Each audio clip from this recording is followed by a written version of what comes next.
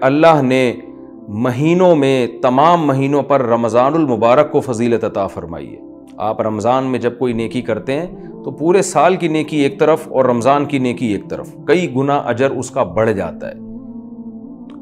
اسی طرح سے اللہ رب العزت نے پورے رمضان کو بھی ایک جیسا نہیں رکھا، بلکہ اللہ نے رمضان کے آخری عشرے کو پچھلے 2 عشروں پہ اللہ نے فضیلت دی ہے کہ رمضان کے آخری عشرے میں عبادت کا ثواب بقیہ 2 عشروں سے زیادہ ہے۔ یہی وجہ ہے کہ آپ صلی اللہ علیہ وسلم رمضان کے آخری عشرے میں شد میزرہ، امی عائشہ رضی اللہ تعالیٰ عنہ فرماتی ہیں تہبند کس لیا کرتے تھے۔ یہ کنایہ ہے عبادت سے کہ بالکل پوری رات آپ صلی اللہ علیہ وسلم عبادت کیا کرتے تھے۔ اور کمال کی بات یہ ہے کہ رمضان کے آخری عشرے کی جو 10 راتیں ہیں یا 9 راتیں ہیں، ان میں بھی پھر اللہ نے 9 کو برابر نہیں قرار دیا، بلکہ ان میں ایک رات ایسی اللہ نے بنائی جو پورے رمضان کی تمام راتوں سے افضل اور پورے سال کی تمام راتوں سے افضل، اور اس کا نام بھی اللہ نے خود متعین کیا کہ اس کا نام ہے لیلۃ القدر۔ قدر کا مطلب مرتبے والی، قدر و منزلت والی، اونچے مقام والی رات۔ یہ جو لیلۃ القدر کی رات ہے، یہ اللہ کی طرف سے اتنا بہترین پیکیج ہے کہ قرآن خود اس کا تذکرہ کرتا ہے، لیلۃ القدر خیر من الف شہر۔ فرمایا کہ اللہ کہہ رہا ہے کہ کسی نے 1000 مہینے عبادت کی، جو تقریباً 83 سال بنتے ہیں، تو 83 سال کی عبادت کا اجر ایک طرف اور اس ایک رات کی عبادت کا اجر ایک طرف۔ آپ بتائیے کتنا بہترین اللہ کی طرف سے یہ اللہ کی رحمت کا معاملہ ہے، اور اللہ کی طرف سے یہ کتنا بہترین پیکیج ہے۔ تو اتنا زیادہ اس میں ثواب، اور اللہ نے بتایا کہ یہ ایسی برکت والی رات ہے۔ 2 جگہ قرآن نے اس کا تذکرہ کیا، انا انزلناہ فی لیلۃ مبارکہ، کہ ہم نے اس رات میں قرآن کو نازل کیا اور یہ برکت والی رات ہے۔ ایک جگہ قرآن کہہ رہا ہے برکت والی رات، ایک جگہ قرآن کہہ رہا ہے قدر و منزلت والی رات، اور دونوں جگہ قرآن کہہ رہا ہے کہ ہم نے اس رات کی سلیکشن کی ہے قرآن کو نازل کرنے کے لیے۔ تو ایک فضیلت تو اس رات کی یہ ہے کہ اس میں عبادت کا اجر ہزاروں گنا بڑھ جاتا ہے۔ آپ 83 سال مسلسل عبادت کرتے رہیں اور اس ایک رات میں آپ عبادت کریں تو اللہ کی رحمت ہے کہ اس ایک رات کی عبادت کا ثواب 83 سال کی عبادت کے برابر ہو جائے گا۔ تو بہت ہی محرومی کی بات ہے کہ کوئی شخص اس رات کو سوتے میں گزار دے۔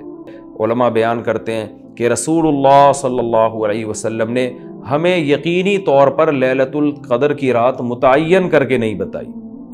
آپ نے یہ فرمایا کہ طاق راتوں میں تلاش کرو، آخری عشرے میں تلاش کرو، وہ رات اسپیسیفک متعین نہیں کی۔ اس میں یہی حکمت علماء بیان کرتے ہیں کہ اگر وہ رات متعین کر دی جاتی اور پھر اس رات میں کوئی پوری رات سو کے ضائع کرتا تو اللہ کی اس پر حجت تام ہو جاتی۔ اللہ کہتے تجھے تو پتہ تھا کہ آج لیلۃ القدر کی رات ہے، تو نے آج گناہ کیسے کیا، تو نے اس رات کو ضائع کیسے کیا، تو اور زیادہ عذاب آ سکتا تھا، ایسا نہ ہوتا کہ دنیا میں ہی عذاب آ جاتا۔ تو اس لیے اللہ نے اس کو مخفی کر دیا کہ تھوڑا سا کنفیوژن میں ڈال دیا، تاکہ اس میں اگر کوئی اس رات کو ضائع کرتا ہے تو اس کو یقینی طور پر افسوس نہ ہو کہ ہو سکتا ہے وہ یہ سوچے شاید آج کی رات نہ ہو، بلکہ ہو سکتا ہے کل یا پرسوں کی رات لیلۃ القدر ہو جائے۔ ایک حکمت تو علماء یہ بیان کرتے ہیں۔ دوسری حکمت یہ بیان کرتے ہیں کہ اگر لیلۃ القدر کی رات متعین کر دی جاتی اور اس رات اتفاق سے کوئی سوتا رہ جاتا، بیماری کی وجہ سے عبادت نہ کر پاتا، تو پھر وہ بقیہ راتوں میں بالکل بھی عبادت نہ کرتا۔ وہ کہتا لیلۃ القدر تو گزر گئی، اب میں رات جاگ کے کیا کروں گا، اصل جو اللہ کی طرف سے رحمت والا معاملہ تھا وہ تو میں نے ضائع کر دیا۔ تو اللہ نے اس امت پر احسان کیا کہ بتا دیا بھائی آخری عشرہ ہے اور طاق راتوں میں امکان زیادہ ہے، تاکہ کوئی 21ویں رات کو عبادت نہ کر سکے تو اس کو یہ خیال نہ ہو کہ بھائی اب لیلۃ القدر کا چانس ہی ختم ہو گیا، بھائی ہو سکتا ہے 22ویں ہو سکتا ہے 23ویں ہو، تو اس لالچ میں، اس امید میں وہ 10 کی 10 راتیں عبادت کرے گا۔ اور تیسری حکمت علماء نے یہ بیان کی ہے کہ لیلۃ القدر کی رات کو 100% متعین کر کے نہیں بتایا گیا تاکہ لوگ اس بہانے زیادہ عبادت کریں اور جو طلبگار ہیں انہی کو ملے۔ اب جو آخری 10 عشرے میں یقینی طور پر پوری عبادت کرے گا اس کے لیے تو لیلۃ القدر یقینی ہے، جو آخری عشرے میں کچھ راتیں جاگے گا کچھ راتیں نہیں جاگے گا تو اس کے بارے میں امکان ہے کہ شاید لیلۃ القدر اس سے فوت ہو گئی ہو۔ ہاں، طاق راتوں میں جو عبادت کرے گا، تمام طاق راتوں میں 21ویں میں، 23 میں، 25 میں، 27ویں رات، 29ویں رات، تو اس کے بارے میں بھی امکان ہے کہ وہ لیلۃ القدر کو پا لے گا۔ تو اللہ تعالیٰ یہ چاہتے ہیں کہ جو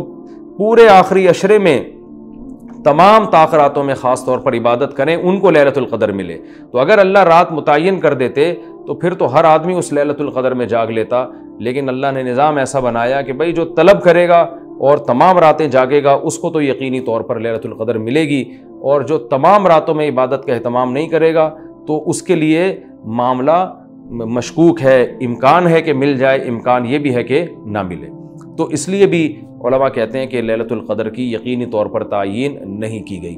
بہرحال بہت کثرت سے اس بارے میں روایات ہیں جن میں آتا ہے کہ رمضان کے آخری عشرے میں اور رمضان کی طاق راتوں میں خاص طور پر آپ صلی اللہ علیہ وسلم نے فرمایا کہ لیلۃ القدر کو تلاش کرو۔